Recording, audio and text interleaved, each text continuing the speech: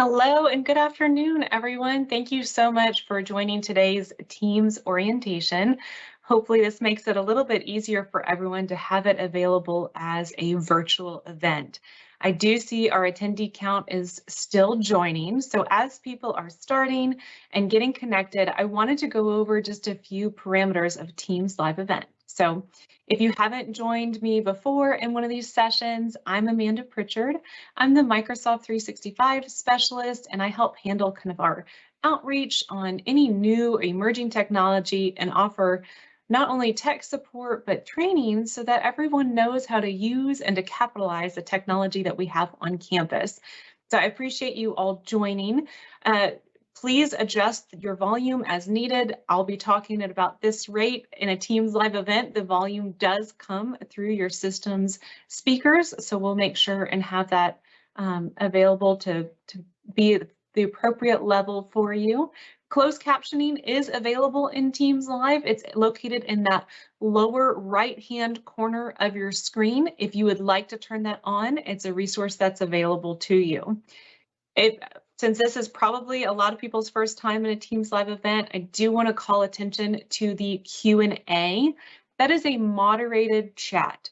So what that means is you can submit a question, a comment, any type of feedback in your Q&A, and you can leave that panel open. It's located on the right side of your screen. If you want to leave that panel open, that way you can see any announcements we make. But that is the best way to reach us. It's moderated, which means we've got people on the back end behind the scenes that you can't see that are helping to answer those questions. And we went ahead and put an announcement in there already to our audience. So if you see that, if you can navigate to the Q&A, it looks like a little question mark on your feed, navigate there and give it a thumbs up. That's just so that we have that information that you are connected. If you have questions, you're able to reach us, because the last thing that we want is for you not to have a voice in this session. We want to be sure that you can connect with us. So I'm watching that to see if under that Q&A on the post that we made, if everyone can give that a thumbs up, that just helps me know that I can move forward.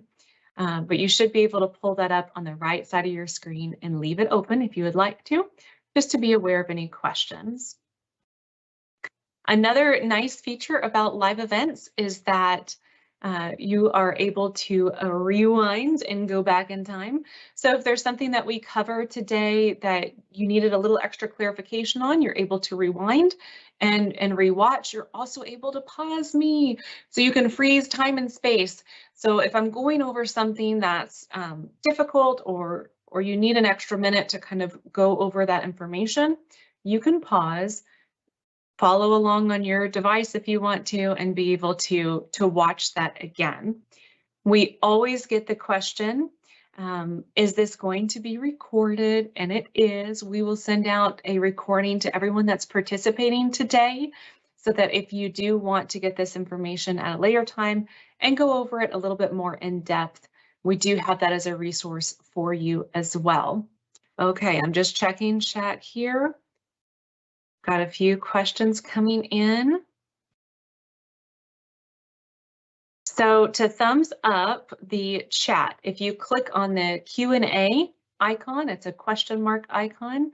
It should be located on the right side of your screen. It'll pull up that Q&A, the moderated chat that we have available. It'll pull that up, and then you'll be able to give that a thumbs up from there. Okay, and for anyone having issues with not hearing me clearly or not seeing, the best way is to go ahead and exit and then rejoin the event, just to be sure that your connection is working properly. So I do see a couple of questions in there. So if you're having any issues hearing me or seeing me, you'll want to rejoin. Teams Live experience is best if you join from a computer rather than your phone, because we're going to be showing some demos and things on screen, and it's a little tricky to see that on your phone. I'll zoom in where I can. So we had about 330 register for today's session, and most of you that registered submitted questions. I've created an agenda based on those questions, so we're going to go through all of that content as best we can cover it. And then anything we're not able to cover in the hour that we have together, I've created an agenda and it has clickable hyperlinks in it. So you'll be able to go through and look through our knowledge base and look through additional resources to ensure that you have any of the information for the questions that were asked. I've tried to go ahead and categorize that so that it'll be easy to find and get information. Dennis, and I've got a couple of people on that are having trouble giving a thumbs up. I don't know if you can post a picture in the chat, but if maybe you could give some clearer instructions on how they are able to view that and see that, because it looks like some people are struggling.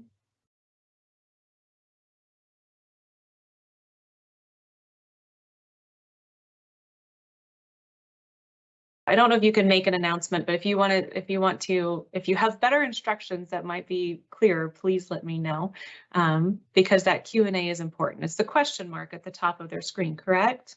Yes, it's a little question mark there that it'll pop onto the side. It may show up on the side there, and then you can go ahead and you should see it under all the little posts where you can ask your questions. You should see Amanda's post, and that post should start with a nice welcome to Teams orientation. From there, you can go ahead and you should see a nice little thumbs up there. Perfect. Thank you, Dennison. Yeah, hopefully everybody's able to see that and get connected. So, and again, best if you join from a computer. I'm getting some feedback. Absolutely best if you join from a computer for full experience, because the things we're going over are going to be based on what's available on your desktop. So if you want to be able to see that, that's very helpful. Okay, wonderful. So today's session, I've kind of got it planned out, but I do want to get the disclaimer. I'm looking at this a lot like a cycle class. I took a spin class inadvertently yesterday. The gym is open back up. Group X classes have started. If you haven't been, it's fabulous. I thought I was attending a yoga and I ended up in spin class. A little bit different world. But if you've been to one of those cycle classes before, then you're probably familiar with the fact that you're having to pedal to keep going. You are constantly staying in motion, and sometimes it's all you can do is just to push through, catch your breath, and keep going. Today's session, there's going to be some pieces of information you may already be familiar with. So for those, that's going to be your coasting. You just catch your breath. You can listen along. And for some of you that are new, you're going to be pedaling hard, just trying to understand some of the concepts. I'm going to try to go as slow and be as clear as possible. But please note, just as in me working out yesterday doesn't make me fit, doesn't mean that I'm entirely healthy as I should be. Attending this session does not mean, or should it intend, that you know everything about Teams and that you're an expert. This is meant to be an introduction, a show you of how to. So just like I had to get to know the bike yesterday, this is a get to know, get familiar, be introduced to some of those core concepts and familiarity with the platform. So don't feel that pressure to know or understand or memorize everything that we cover today. We're going to go over it bit by bit, and we're going to go through this together. Okay, fabulous. If y'all are ready to ride, let's go ahead and pull up the slides real quick and we will get moving along.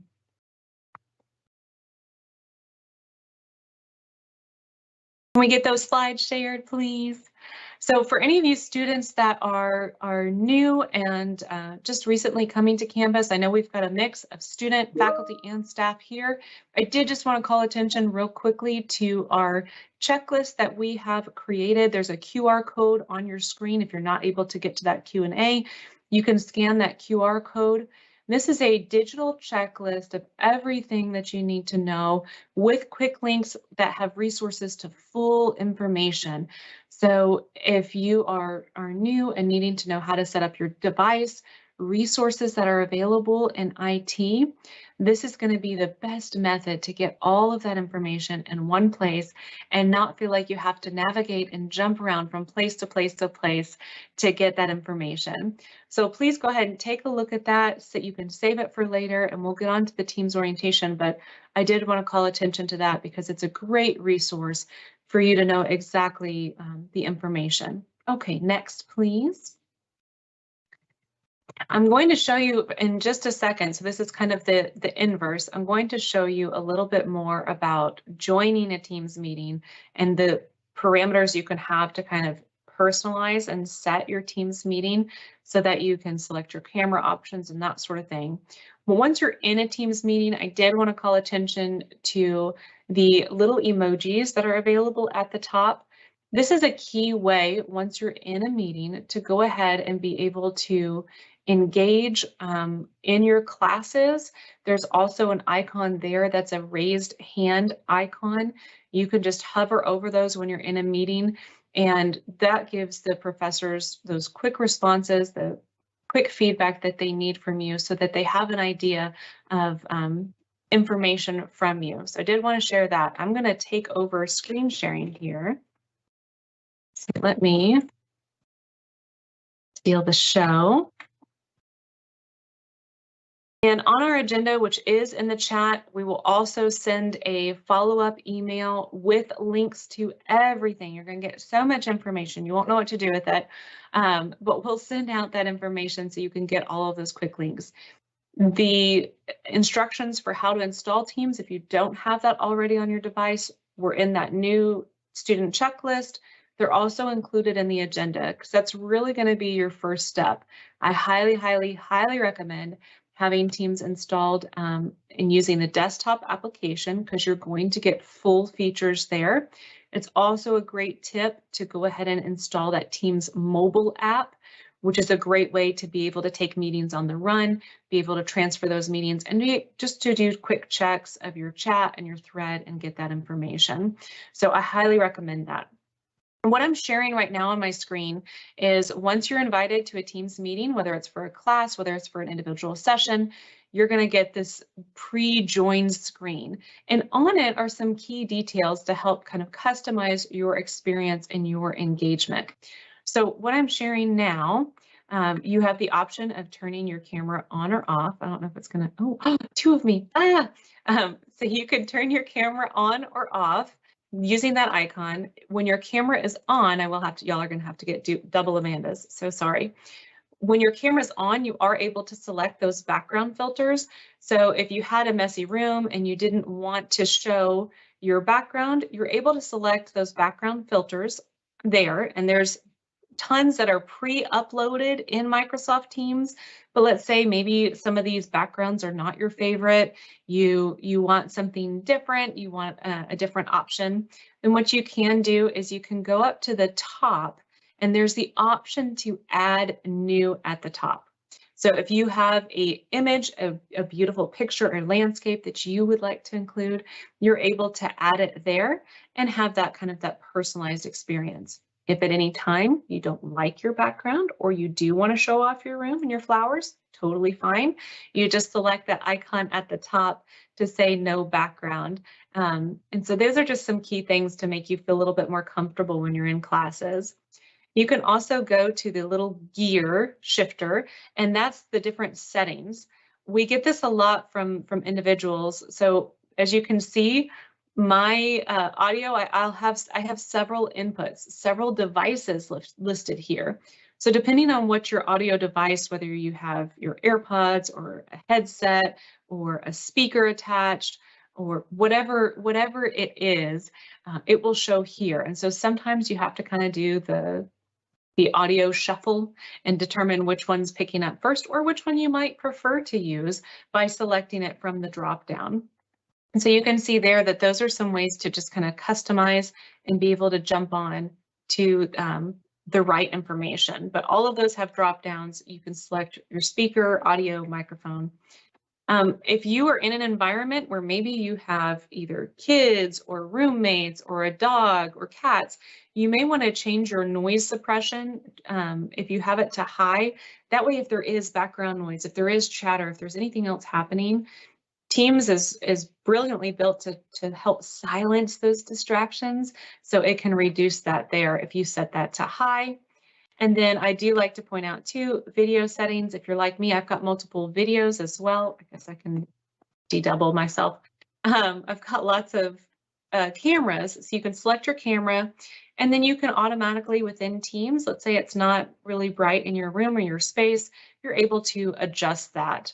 But those are really just quick synopsis of how to join those meetings and get it set up so that you have that best experience when you're first jumping on. Okay, so I'm going to cancel out of that and pull up the agenda too, just so that I can kind of follow along. So there's a couple of ways to join a Teams meeting, and there's not really a right or wrong. I always get asked by people, do I join from the Outlook one or do I join from the Teams one? There's not a right or a wrong. You can join from either one. So what I was showing you is the Teams icon that pulled up, but just know all of your classes are put onto Teams. You are able to join directly from there. So I'll share my Teams real quick, just so that you can see what it looks like on the calendar, and you can see how you may want to be able to join a meeting. I use a lot in Teams just because that's where most of my work happens. So for me, that's a little bit easier to navigate there. Okay, let me share. Get it pulled up here. Excellent. So this is assuming that you already have Teams installed. If you do, great, you can follow along. If you want to just watch me, that's perfectly fine too. We can navigate through this together. So join a Teams meeting, you can go in from your calendar. You'll see my calendar has all of my information on it, so you can see kind of what's happening. And let's say, I'm trying to think of a good one to join. I'll come back over here. And when you see a meeting, you can just double click it. It's going to pull up that information. This one I scheduled for yesterday, but there's that big blue join button, and that's where you're going to want to, you can open it up and join that way. Teams will also send you reminders or let you know when meetings start. So if you're in a class and the meeting's already started, then you can join it from there. But again, anywhere it appears on your calendar, if you want to double click and open it up, that's where you can join. So that's pretty simple and seamless. And then again, when you click join, you're going to get that join screen, and it'll pop up with what I just showed you, where you can customize that options that you want to be able to share your information. So within that Teams meeting too, if you, let's say you don't have the app installed or you're having trouble with the app, I know we had a few people join that had a little bit of trouble joining and getting on. You can join via a meeting ID and passcode, and within that Teams meeting, it's listed in there, or there's also audio call-in instructions, and that will be in Outlook as well. When you open up that invite and you scroll down, you'll be able to see that information, and you can dial in if you need to. But I do recommend the best way to join is from a desktop. That doesn't mean you can't do it other ways, but you'll be able to see more of the meeting and have more of those features available. Okay, let's say that you're on campus, and let me shrink down. Maybe you're on campus and you don't have, I need to reshare that. 1 second. So I want to show a different screen here. Let's say you're on campus, or maybe you're borrowing a device, or whatever you're using doesn't have Teams installed and you need to get onto your particular Teams, right? I think that that's an issue that we've all had at one point or another. So I do want to show you just how to get to the web applications, and I think this is important. Anytime you're trying to get any Microsoft product, any information that's out there, you're going to want to go to office.com. It's just office.com. All of the Microsoft applications that OIT supports are listed there. So if you only want to join Teams from the web, or if you don't have access to the desktop application, if you're having issues, if you just need to get on quickly, that's another way that you can navigate to Teams. So if you'll see up at the top here, I went to office.com, and then from there, if you look at the upper left corner, and to get on, you do have to authenticate with your net ID and your password. You'll get a little duo push just to that 2-factor authentication. Make sure you really are who you say you are. But if you look at those little dots at the top, that's going to show you all of these icons and information on Teams, and then you're able to pull it up and use it on a web browser as well. So it's truly whatever your preference is for opening it up. I like the desktop version, again, just because it gives me a little bit more robust user experience. And I like having all of the things, all of the fancy things, right? We don't want to be restricted with our access. So that's generally my preference, is being able to have that there. I wanted to show you too, while we're on Teams, we'll go back to my calendar icon, which is on this far left side. You'll see up at the upper right corner, there's a couple of options. And I know I got several questions in advance asking, can I join with an ID? How do I do that? So if you do want to join a meeting from an ID, you're able to click it up here. If you want an impromptu meeting, that was another question I got. Can I meet with somebody quickly? Can I just get a group together? You absolutely can by selecting that Meet Now, and it can pull up an instant meeting for you, and then you can add individuals to it. If you're more of a planner and you like to have information in advance, you can select that option for a new meeting, and you're able to create a meeting. So this is what the interface looks like to create those meetings. You would just add in those meeting details. For me, I'm just going to put in a test meeting, and I'll put in my test account. But you'll see that I'm able to enter that information. I can put in any of the details needed for time. If you want it to be a recurring meeting, you're able to set that up. However, the frequency that you would like to be able to set that up. If you want it to be a physical in-person as opposed to remote, you're able to add that location, and then any meeting details, where to go, what to wear, whatever you're talking about, any of those details you're able to go ahead and put down here in that Teams meeting, and then press send. So there's a couple of different ways to join a meeting and to start a meeting. And there's not really a right or wrong. It's just varied by what your personal preference is and what works most easily for you. So I do like to call those out. When you're in a Teams meeting, and I'll stop sharing this for just a second. When you're in a Teams meeting, and this is a Teams live event, so it's a little bit different look and feel, because when I'm sharing my screen, you're seeing it big and you're seeing me smaller. In a Teams meeting, you have the option to, if you need to focus in on a video, you can pin it, and pinning that video just allows it to be present for you. You're also able to spotlight it. If you want it spotlighted, it's spotlighting it for everyone. That means everyone can see the change, whereas pinning it just means that main speaker that you're viewing is going to be the biggest thing on your screen. This really helps if you have classes with a lot of people, or you're trying to focus in on the speaker. And I've included, we put together a couple quick videos. Because I'm in a Teams live event, I can't demo that exactly through the live event, but I've put some quick videos on that agenda, and we will send that out too, just to show the difference between those two functionalities so that you have it, have that available. Okay. And that's great. Somebody asked the question, can we have the whole month view in Teams calendar? First of all, if I viewed my whole month, I think I would have a panic attack. But I'll show you in Teams. Let me get my screen shared again here. So in Teams, the best way to maneuver that calendar is in the upper right corner, where you can see up here.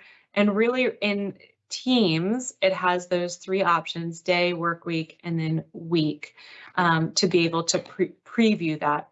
It's a little bit different, of course, if you're using Outlook, where you are able to maneuver that calendar and have a little bit more information all at once. So it does not have the month view. The month view is available in Outlook, and if you're wanting that, I can. That is really the best way, is to preview that in Outlook to get that whole month at a time. Okay, great. Let's see. Oh, All right, for my M365 team, I'm going to go ahead. I'm going to talk really quickly just about these icons on the left. And let's see, I'm going to talk about these icons and then we'll do some of the features in chat since we kind of highlighted a little bit of those meetings. I want to highlight some things in chat as well, because if you're like me, that's where a lot of your conversations and a lot of that information is going to happen, is actually in the chats with individuals. So we'll take a look at that real quick. So from Teams, which I'm on, this is web right now, but you can use either web or the desktop application. But from the web browser, just so that you can see, they're trying to mirror it pretty similarly. So you're getting that same experience there. But all of these icons on the left are going to be good indications of kind of what's happening in Teams and how to navigate. So right now we're in chat. We'll delve a little bit deeper in that and show you a few things. The first things I want to draw your attention to is this is where you would type your message, is at the bottom. There's a bunch of icons underneath chat. If y'all haven't already looked at them, there's a ton. What do they mean? There's so many. So that first one, the little A symbol with the pencil, that's just so that you can kind of customize your conversation. So Coral, if you're on this thread, or Denison, if you want to show us what it's like by typing in some information, you can bold it or italicize it or play with it. That would be great. But you can customize that chat thread by putting information there and then just kind of modifying that however you want to. But you can see there's ways to do color highlighting, making your fonts bigger, smaller, basically any information that you would use in Word to customize those fonts and text. You have that ability to do that in chat to help make it stand out. So they're typing some information there. Coral made hers a yellow and included a little emoji as well. And you'll see whenever somebody types, you have the option to do some quick responses of their information. You can hover over and do just kind of that quick feedback. Hey, I got it, or great information, whatever you want to do.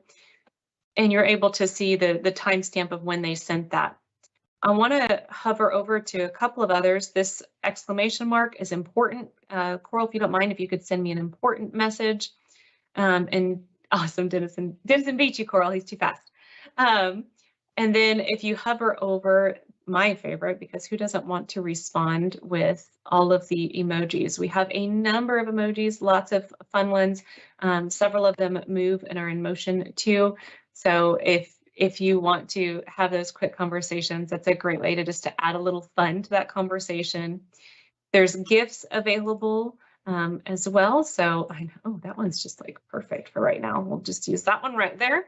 Put that out there. There's GIFs available if you need to add a little extra emphasis, a little visualization of how you're feeling. I'm sure as new students that might relate to some of you. I don't know. That might be actual footage on campus at this moment. But there's a lot of great ways to kind of make this a little bit more personalized. And then from the chat, you also have the option, and I went through that kind of fast because it happens that quickly. You have the option of selecting the little calendar plus, yet another way to schedule a meeting.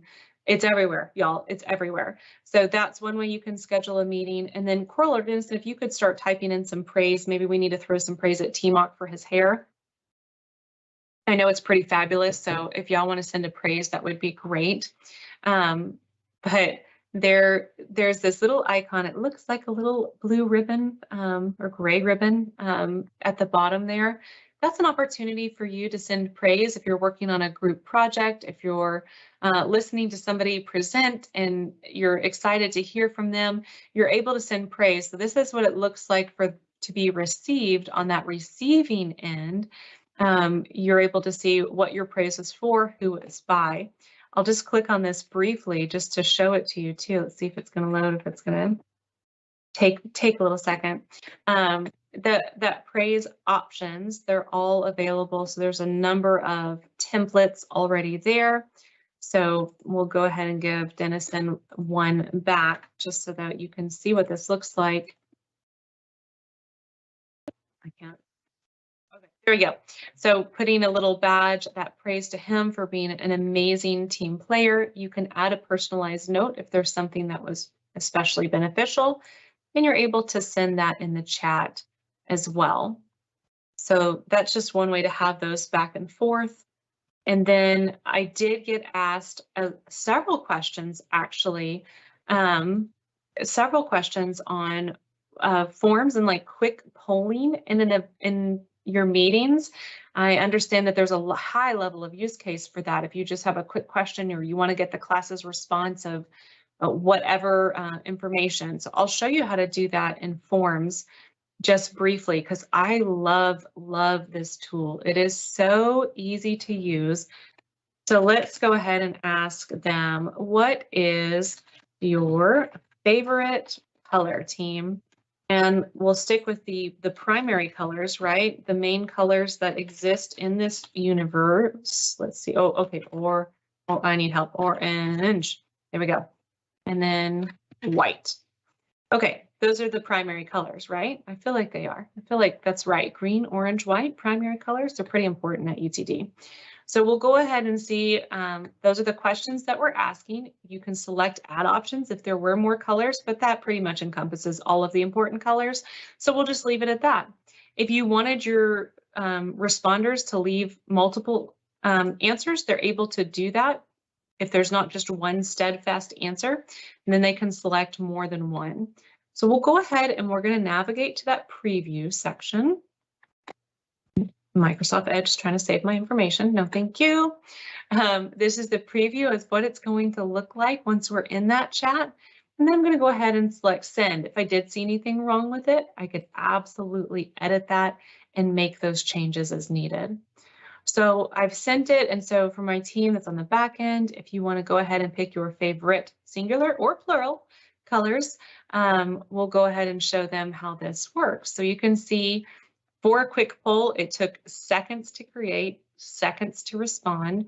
We've already gotten some quick response. Looks like green is winning. It's a strong one for green. So I'll just make sure and throw in, just in the interest of getting everyone represented here, but you can see what it looks like. So if you do need to create a quick poll in your classes or as a faculty member, if you're just trying to get everybody's pulse, if they're understanding information, if there's more things that you need to relay, you can ask these quick questions and get those instant results. If you're in the Teams meeting, what's really neat is while you have that video display, it will pop up on your screen. So for us, we're viewing it in the chat, but you can do this inside a meeting as well. And when you add it into the Teams meeting itself, as opposed to the chat, when you add that in as an add-in, then it will pop up in that meeting. And so it kind of ensures that everyone sees it and everyone is able to respond. Okay, great questions. Can the poll be added in an Outlook email to those that are not on the chat? And then another question was, can it be saved to use later? So polls is intuitive enough where if you make them enough, especially in the Teams meeting as an add-on, it's going to remember those last questions that you asked, and it's going to have it there to pull from again. So really the best way and the intention of this is for you to be able to create those and to really try to use it within Teams. Oh, I clicked praise, sorry. Is really to try to be able to use it within Teams itself. So what I would say as a reference, because it is kind of connected there, if you're doing the quick poll, then you could just let people know, respond to the poll that's in Teams, and they're able to do that. And then after a time, you are able to close those polls if you send it inside that meeting as well. And that way you don't leave it open endlessly, and you're able to close that. So great question. We had in questions in advance too, just that difference between kind of the web and desktop app, if there's a preference. Again, I'll just say they've tried to mirror them so that they're as close to the same or similar as possible. So I do highly recommend the desktop, although we've been using the web here. Nothing really wrong with it by any means. It just you have a little bit more features, and Microsoft is working very hard at making sure that those are one-to-one so that they're absolutely mirrored. So we've talked a little bit about chat. I do want to call your attention. A lot of the great questions were, okay, so starting a new chat, you can search for somebody's name. So you've heard me call on Dennison a couple times. Up at the top, while we're in chat, you can search for that name, and you are able to pull up chats that you've had with that individual in the past. You're able to make a quick chat too. I'll call attention to this little pencil icon up at the tippity top here. If you're wanting to start a new chat thread, let's say with a group for a project or for individuals, that little pencil icon is where you would enter the names of those individuals. So we'll just pull Dennison and Coral in real quick so you can see I've got their names added, and then I'm able to start a new conversation with them here, and it shows in my recents at the bottom here that it's in draft form. You're able to add in more people after you've already started that conversation. So you can add by just entering that name or tagging them or using their email. I do like to call that to your attention because that's the whole point of having teams, is so that we can have these quick conversations. And that's a great way to be able to add people in. Once you've started that chat thread, you'll notice up at the top here, there's two little icons, and I'm going to see if I can, oh, that is a problem here. Zoom in a little bit, got that request. You'll see these two little icons at the top. One's a camera, that's for a video call. One is a little telephone, so that's for a phone call. If you're needing to make a quick call to these individuals, I could click that and be able to call them on very quickly and easily. And then you'll notice up at the top too, that little files tab. Any content that we're sharing with each other, any information that we're getting back and forth is going to be shown there. So I'm going to move back here.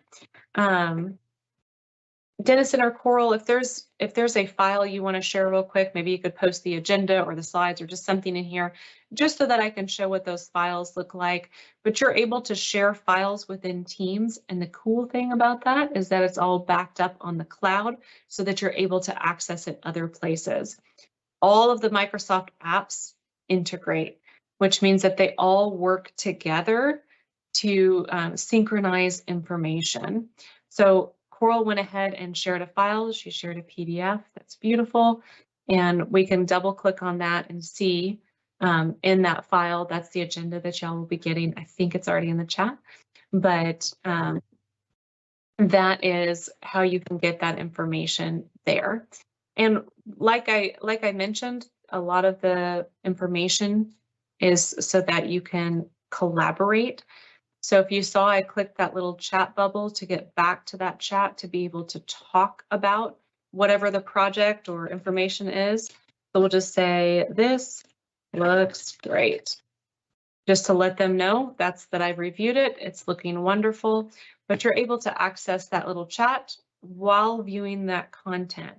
So I know a lot of professors or individuals will send out information, but you still want to have that chat thread and know what's happening. So you are able to have that available, and you are able to then to download or open this on a different screen if you need that information elsewhere.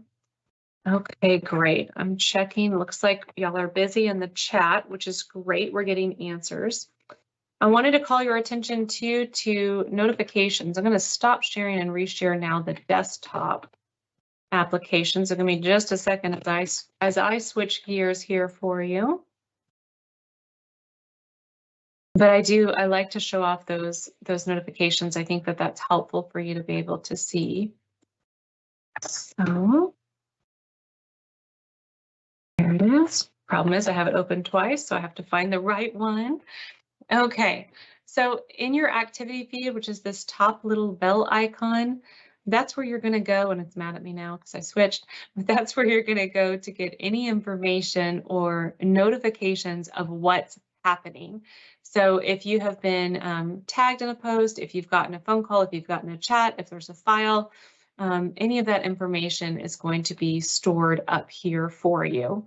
So that's a great way for an at-a-glance view of your feed.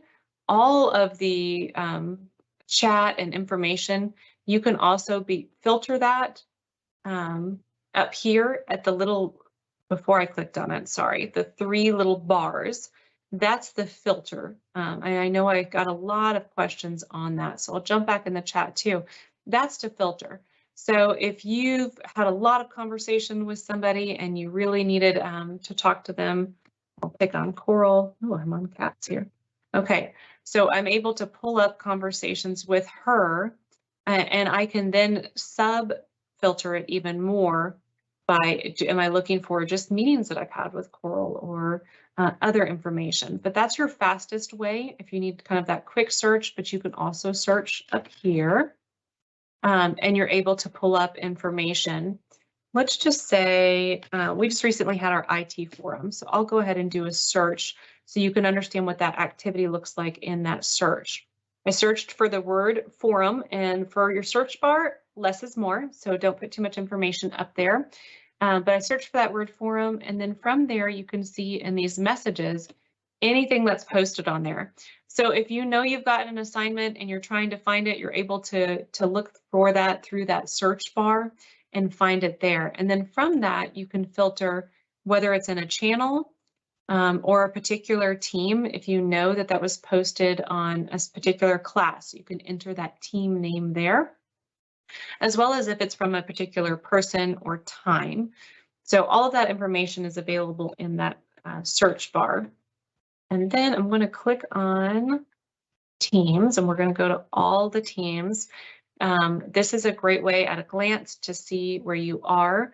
And I always like to ask this question. So if you did find the Q&A and you are able to respond, I'll give you a chance to kind of type in your response. But you'll notice some of these icons here, these profiles. One of them is, some of them are bolded. If you want to answer in the chat real quick, what do you think that means when it's bolded? But it'll say that you're asking a question, but my team will understand if you're answering me. So what can you surmise, or what do you know already about Teams? When you see that these icons are bolded, what do you think that means? I'll give you a couple seconds to answer that in the chat while I talk a little bit more about what these icons are. These are all the teams that we're on. So yours is going to look different than mine depending on what teams you're involved in. One thing I always like to call attention to, so these teams are like subgroups, right? Different content, maybe different, can think of them as kind of different books on a shelf. So depending on which one I'm wanting more information on, that's one I could double click on and get more information. So when I'm digging down for that more information, you'll see there's these little subthreads. Notes, I have that highlighted. You'll see there's these little subthreads. So in those subthreads, think of that as chapters in a book. These are your team's channels. So team's channels are like chapters in a book. I've opened a particular book, which is my team, and inside are these little chapters based on content or information, okay? And these chapters are all based and keep that content together. So we've got one for orientation, one for testing, one that's a private testing. These are all channels. Classes can be designed to have as many, a ton of channels, or they may only use 1 or 2. But generally, our UT Dallas courses occur in a Teams channel meeting. So that's where you would find information. So I did want to be able to show this, and I think I have it. Okay, great. I did the favorite color in here too. I may have put it on a different, there it is, different channel. So if you're looking for a meeting that you missed, maybe a class that you missed, and you need to get that information and have that for a reference, you're able to see it here from that chat thread in the channel. Okay, say that 5 times fast. I know that's confusing. So first you have to open up your book, open up your class. You're going to walk through the door and find that particular location. So in that testing private channel is just what I've called it for my purposes. You can see this meeting and you are able to pull it up. Then from there, it's going to open it directly for you. And oh, it's showing me in a different window, so that's not very helpful to you. But it will just pop it up in a different window And I am going to reshare because this was a big question too. Y'all were like on the spot with your questions. I've been so impressed. So this is the window where it pulls it up. So let me see if I can. Here, it's gonna be persnickety with me for right a second. Okay, but this is where it pops up whenever you do host a meeting and you have that information available. And I wanted to show off these because I had a lot of questions on how do I share a recording, how do I download a recording, how do I access, how do I navigate, all the things with recordings so that you can make sure and get that information. So once you open up that meeting, the meeting organizer can determine its permissions, who it goes to, and what information they share. This is a great thing to highlight because even if it's not just recording related, any documents that you share on OneDrive or on Word or Excel are going to have this same share ability. So I really, really like to show this off early on to individuals, and I'll see if I can zoom in a little bit more here because again, it doesn't have to be just sharing this recording, sharing anything. Let me pause the recording because I don't think I even said anything in it. But sharing anything is just looking at this little arrow jump button. You can change who you want to share content with or how they access that content. So this is critical anytime you're sharing documents such as Word or Excel or PowerPoint, anything you might be sharing with a group or with individuals, you want to make sure that you're setting the right permission and access. So you click that share icon and then you can see here this little faint arrow here that you're able to click. And then from that, depending on how you have those permissions, you can restrict your information if you only want specific people you directly invite. And then you can change your settings here so that if you are working on a group project with particular people, they could all collaborate with you and get information there. So that's setting your permissions so that not only can they view it, now they're also able to edit it. And you can select here, if you don't want people to be able to download it, then you would want to not let them open it up to edit, and you can block that download if it's something you just want somebody to glance at. So great information in sharing that information on OneDrive. Sharing anyway in Microsoft is the same. So it's really critical to know those permission settings because it happens very, very often. Someone will say, oh, I shared this with you, and the receiver can't open it because those settings are not properly put in place for them to access it. So now that you kind of get to see behind the scenes here, that's helpful. Anytime you share any document in Microsoft, that's what you're going to want to use. And you can also get it from the copy link, and again, change those settings in that copy link. So those were some great questions. I'm going to stop sharing. We're going to jump back into Teams. I know y'all are just like looping all around here. You're doing so great. Oh, I will pull that up and share my Teams again. I had a couple people guess as to what those little bolded icons were, and you were absolutely correct. When you see that bolded information, that means there's information there that you have not seen. So when you scroll down, you're able to see not only information you haven't seen, but how many notifications you're missing. This is a great way to be aware of Teams giving you information. So here we have the help desk, there's 7. Great way of getting that information to be sure that you're receiving all of the notifications that you need to, and you're able to jump on them, and from those channels you can see again it's bolded with the information that you are missing out on, that you have not received.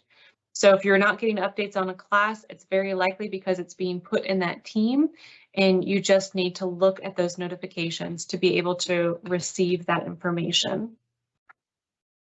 I'm going to jump back to chat real quick and go over one other thing. If you are contacting people within the university and needing more information about them or how to reach them from chat, this is all pulling from our org charts. You can hover over an individual's name. You're able to get those quick access points for them, whether you need to do a quick chat, whether you want to see the org chart with maybe what department they work for or where they're working in. You're able to pull that information and then go up and view supervisors there. We'll jump back here. Okay, perfect. But you're able to hover over those names and get those quick points of contact. So that's a great way if you're needing to connect with them. Microsoft did just release also LinkedIn integration. So if you're on LinkedIn and you want to sync your account in Outlook and in Teams so that people can look up some of your LinkedIn profile information, which is very helpful to connect with individuals and to understand a little bit about their professional level, you're able to do that. We have that in the agenda, so we're going to share that with you if you do want to add that on as an option. Okay. So I'm going to jump on here and just make sure y'all had so many questions. I'm trying to fly through them as best as I can. Another one that we get a lot is changing your personalizations in Teams. So I'm going to just show this briefly. You can delve down. This is kind of going back to that cycle class. You can kind of go on your own and take a little ride through here and look at some of these settings, but we'll go through a few of them. To get to your team settings, you go up to those three dots at the top, and then you're going to select settings. And it's going to pull up some customizations, different viewpoints if you're wanting that. So you can see here there's different themes. There is a dark theme. I know that that's a preference for a lot of people. I like light, so I like it bright. But you're able to customize your themes here. Also wanted to just point out your notifications. How often do you want to get pinged or dinged? And you're able to set, do you want it just within Teams? Do you want that on your desktop? Do you want it to play a sound or not? Sometimes silence is best. So whatever your personal preferences are, but you are able to kind of drill down and be able to determine, how do you want that to show for you? If you want to kind of minimize distractions, that's a great way, but all of these are customizable for your personal preferences. And then again, if you do use a headset or earphones, you're able to change those device settings in here, and you can within Teams itself, you can adjust your camera settings and adjust that brightness, so it has that little auto adjust for you. But just showing that off real quick, those three little dots at the top kind of hide from you. So if there is something more specialized, if you're wanting to change a ringtone or change information, you're able to do that there. I'm trying to just jump on to see if I'm missing anything from those questions. I know we got a lot, and this was just meant to be kind of a quick overview of all of this information. So I'm going to wrap up here, because we only have a few minutes left. So Coral, I'll let you take over sharing again so that we can wrap up and close out today's session. I know that you probably still have more questions, so I want to be able to share a few more resources with you all. We did get a couple of questions in the chat just during the session on, is it recorded? Where can I get more information? If you're looking to delve a little bit more deeply into any of the content areas that I shared with you today, you're able to find a lot of our trainings already stored on YouTube, which you can search for them from our channel and get that content. So if you want just a quick, like a 30-second how-to, we have videos on that. If you want a more in-depth, an hour long, we have those as well. So we'll post that in the chat, but there's that QR code and that link should you like to navigate there. We'll go ahead next, please. But that's a great resource for you as well, because 1 hour it's a lot to try to cover the most critical points for y'all. And we had so many varied questions on what do I do? How do I do this? We try to cover them all. I did want to just extend a thank you all for attending. If you take a moment, we have a 4-question survey. It's only 4 questions.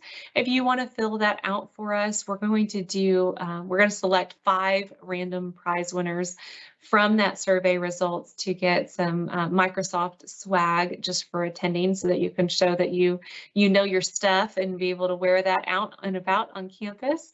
But we've got that link published in our chat, QR code and link there.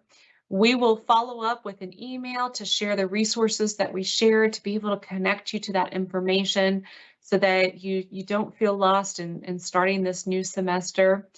Thank you so much for attending. You can always reach us from our OIT website. We have a live chat there as well as you're starting the semester. So if you need to reach out to us, that's the fastest way to get a response from us. You can find us there.